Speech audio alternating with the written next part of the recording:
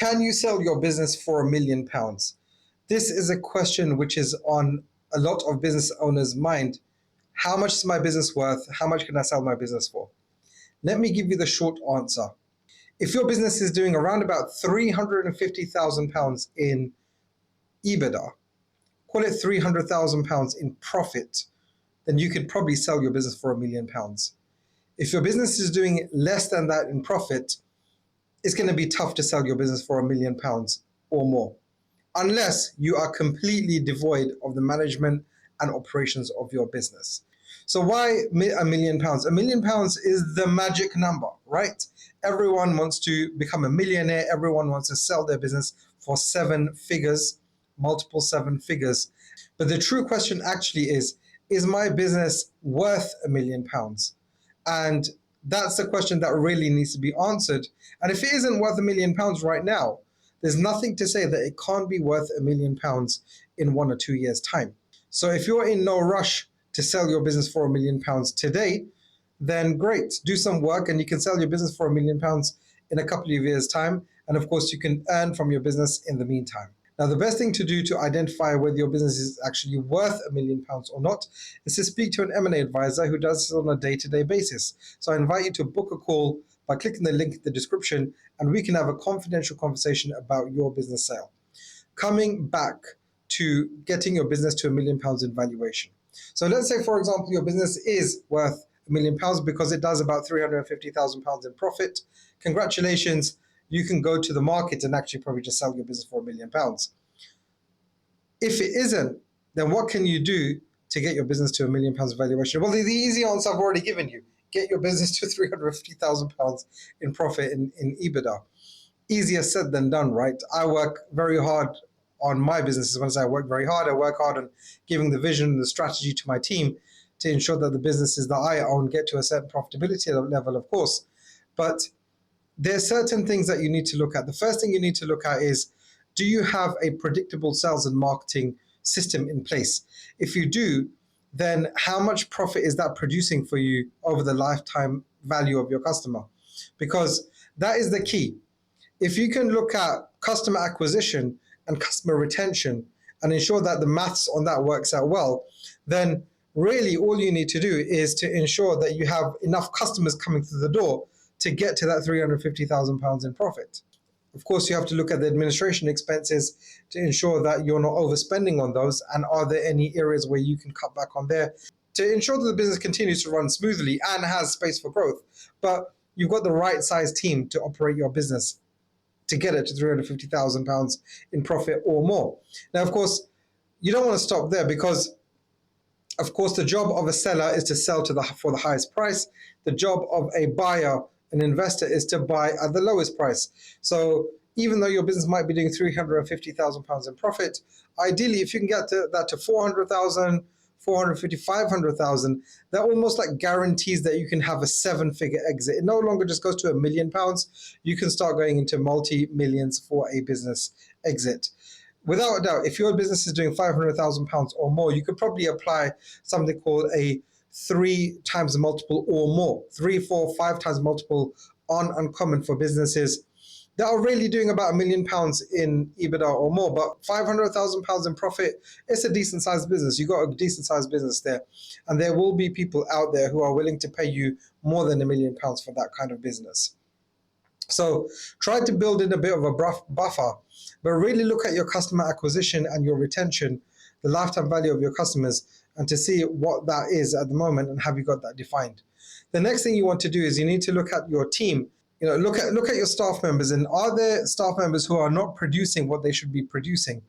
It's a harsh reality, but sometimes you've got a team member, especially salespeople, who are not producing what they're supposed to be producing, and staff costs are a huge part of a business. Sometimes I've seen businesses spending up to 65% of their revenue on staff costs. So it can be a huge cost, and of course that's way too high. But can you bring that down a little bit? And if you can continue to produce similar numbers without having that staff member, then maybe it's time to let that staff member go, and that increases your profitability by 30, 40, 50,000 pounds, whatever the salary of that staff member is. And you will continue to Funnel those customers that are coming in through your predictable marketing and sales strategy to your existing salespeople who are producing the numbers. I never forget. I came across a story. I don't know. Like I heard this from someone, but it's a true story. It's an M&A story that there was a team of salespeople, and there was one salesperson whose conversion rate was like way higher than everyone else's. So other salespeople were converting at a 20% conversion rate, which is still quite high, but this guy was producing a 40 to 50% conversion rate. So he actually came up with the idea himself. He said, "Look, pay me a little bit more commission on my sales, right? And funnel all your most valuable customers to me, and I will be able to close more of them for bigger packages." So what the business owner did, he said, "Okay, he thought about it. He thought it's a decent idea. We can at least trial this for a little while." So they trialed it, and they saw that their revenues and their profits increased just because they were sending the best quality leads to the best salespeople, or the best salesperson in that case. And can you do the same? Can you send your best quality leads, your customers who are coming in through the front door, to your best salespeople who can then produce a higher revenue and a higher profit for you? So look at something, your staffing costs, and see whether there are opportunities there to save on staffing to increase your profitability. And are there other things that you're spending on that you don't need to spend on that are there? Like you have business needs that you have to have them to operate your business. And then there are things that you're sort of nice to haves within the business. And sometimes, if let's say, for example, you've got 5 nice to haves, can you get rid of one of them? So you've got 4 nice to haves in your business and continue to operate at the same level, but you're saving yourself that cost of this 5th nice to have, which isn't really having a massive impact. Look, it sounds silly, but in one of my businesses, they were ordering the Telegraph, right? The newspaper, the Telegraph. Now, I can't remember what the number is, but it was like way more than all of the subscriptions that we were paying. So in our businesses, or some of our businesses, we have customers who are in waiting rooms normally. So we provide magazines for them to read. Now, we have this package with some sort of magazine provider. I can't remember what they're called now. But we have this package, and it costs like £100 a month or so, or £100 a quarter. I can't remember how much it is.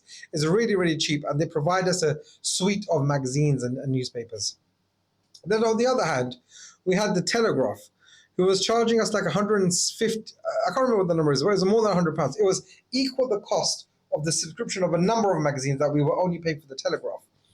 Then I went in there and I was like, okay, how many people actually read the Telegraph? And it turned out that a very small percentage of customers were reading the Telegraph. I said, look, you know what? We can go away with this, and we're going to save ourselves at least £1,200 a year. Let's say it's that number. I'm sure it was higher.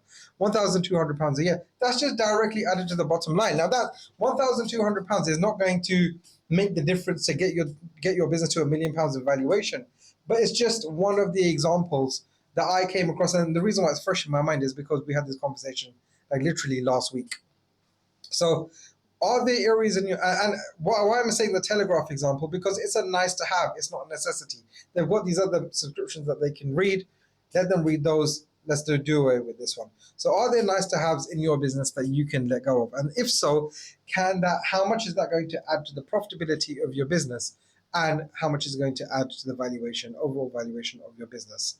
Now, there are ad backs. I have a video on my channel with regards to ad backs that are really important when it comes down to business valuations. So watch that video, and you may be able to identify any ad backs that you can add back to your business to get it to that £1 million or any multi-7-figure valuation. I'll see you in the next video.